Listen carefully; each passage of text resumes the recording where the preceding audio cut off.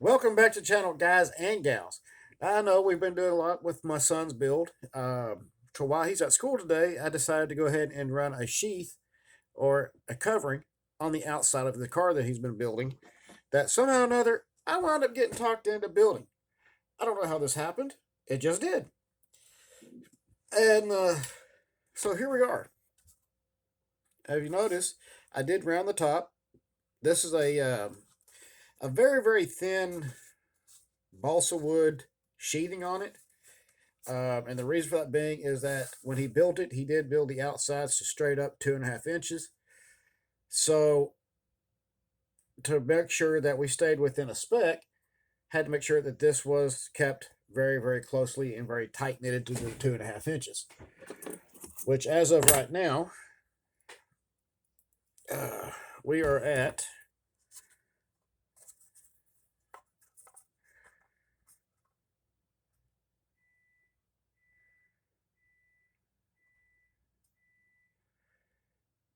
2 and 64/30. So that's not bad. We're just barely over, just barely over 2.5, which is be fine. Because once I do a light sanding to it, and then we're going to make sure that everything gets nice and hardened up, and be able to clean it, and be able to uh, basically keep everything going good. Make sure everything's nice and clean.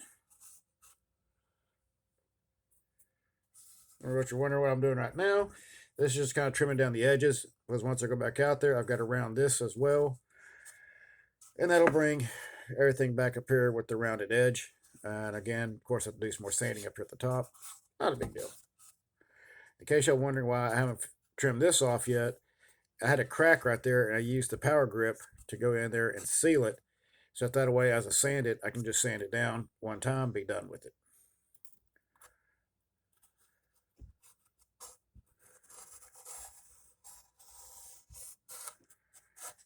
And then I'll run a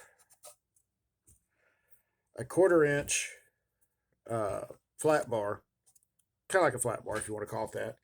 1/4 inch piece of wood stripping around here and around over here. And I still got to run the sheath over here on the ends for the end caps.